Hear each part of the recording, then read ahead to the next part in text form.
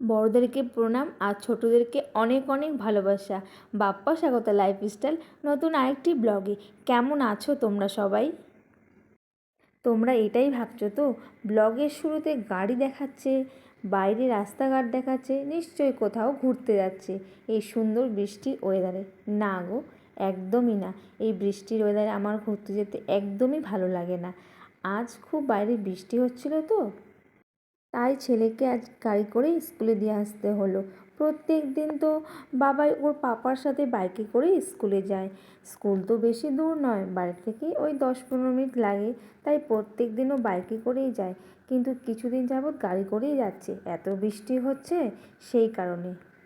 আজ আমারও ভীষণ ইচ্ছে হলো আমিও আজকে বাবাইকে স্কুলে ছাড়তে যাব ওর পাপার সাথে। ওর পাপাই তো প্রতিদিন যায়, আমি তো আর যেতে পারি না, কারণ সকালবেলা ওকে রেডি করাতে সব কিছু গোছাতে গোছাতেই আমার নাজেহাল অবস্থা হয়ে যায়।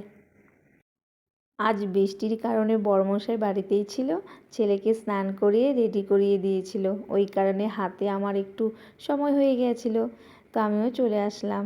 চলো, ছেলেকে নামিয়ে দিলাম। ভিডিওটা করতে পারিনি গো, এত বৃষ্টির জন্য না, তাই স্কুলের একদম গেটের সামনেই ওকে নামিয়ে দিয়ে এখন যাচ্ছি বাড়ির দিকে।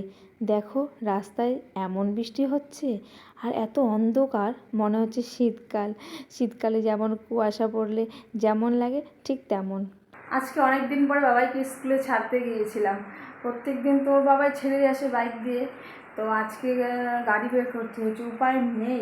এত বৃষ্টি, এত বৃষ্টি হচ্ছে রাস্তায়, মানে প্রচুর জল জমে আছে, তো বাইক নিয়ে তো যাওয়াই যাবে না, ছেলে আজকে তো ভিজেই যাবে, আর এত জল বাইক চালানো খুব মুশকিল। তারপরে গাড়ি বের করলো ওকে দিয়ে আসার জন্য, তো ভাবলাম আমি একটু যাই স্কুলে, দেখি চারিপাশটা কী অবস্থা, কত মানুষের যে কত কষ্ট হচ্ছে গো, কি বলবো। এত জল, সব বাড়িগুলো জলে ডুবে আছে, প্রচুর বন্যা এদিকে। এত মন খারাপ লাগে না দেখলে, খুব কষ্ট হয় গো আমার, খুব খারাপ লাগে। যে বৃষ্টিটা তো দরকার সবজি চাষবাসের জন্য, মাছের জন্য দরকার, কিন্তু এতটাও দরকার না যে খুব সাধারণ মানুষের কষ্ট হয়। সত্যি ভগবান দেখেও দেখে না, খুব বৃষ্টি হচ্ছে গো। তারপর ছেলেকে স্কুলে ছেড়ে এসে তারপর রান্নাঘরে সমস্ত কাজ করে নিলাম, কিছু বাসন ছিল ওগুলো ধুয়ে নিলাম, বাসন ধুয়ে তারপরে বিছানা গুছিয়ে নিলাম। বিছানা গুছানোর পরে জামা কাপড় কেচে স্নান করে আসলাম। স্নান করে এসে কী কী রান্না করব সেটা সব কেটে ধুয়ে জোগাড় করে রাখলাম। এখন যাবো রান্না বসাবো, রান্না করব। সকালে এখনও কারো খাওয়া হয়নি কিছু, এখনও বড় কুচি কোথায় গিয়ে বসে আছে, আজকে তো আর বাগানে যেতেও পারবে না, এত বৃষ্টি, খুব বৃষ্টি, চারদিকে প্রচুর জল। তো এখন যাব রান্না বসাতে। সত্যি মনটা না খুব খারাপ লাগে, আমার খুব কষ্ট হয়। আমি না হয়তো আমি হয়তো একটু ভালো থাকলেও সাধারণ মানুষকে দেখলে আমার ভীষণ কষ্ট হয়, কারণ একটা সময় সেম কষ্টটা আমি করেছিলাম, যেই কষ্টটা আজকে সাধারণ মানুষগুলি করতেছে। খুব খারাপ লাগে ওদেরকে দেখে।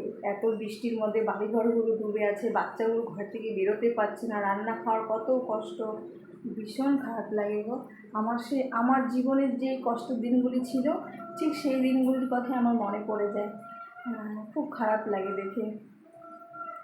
ভগবানকে এটাই শুধু আমি বলি, যেন বৃষ্টিটা কমিয়ে দাও, আর দরকার নেই, আবার কিছুদিন পরে দাও ঠিক আছে একটু, কিন্তু কী করবো বলো, কমছি না।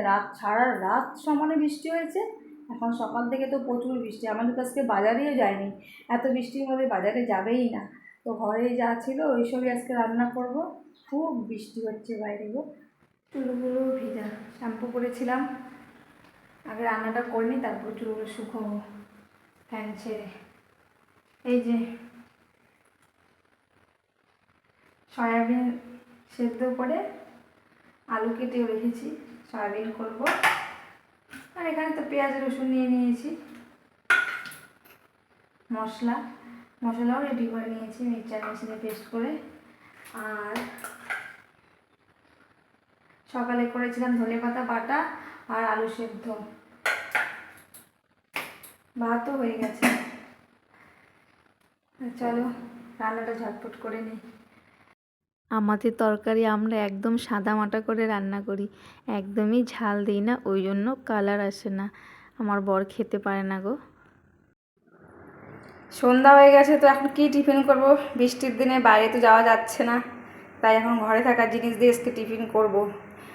চানাচুর, মুড়ি আর আচারের তেল। জানো তো, এই আচারের তেল দিয়ে মুড়ি মাখলে না হেভি লাগে। এটা অবশ্য আমি বানাইনি, এটা কেনা আচারই। দেখো না কেমন কালারটা, খুব লালচে, ফুড কালার দেওয়া আছে ওই জন্য।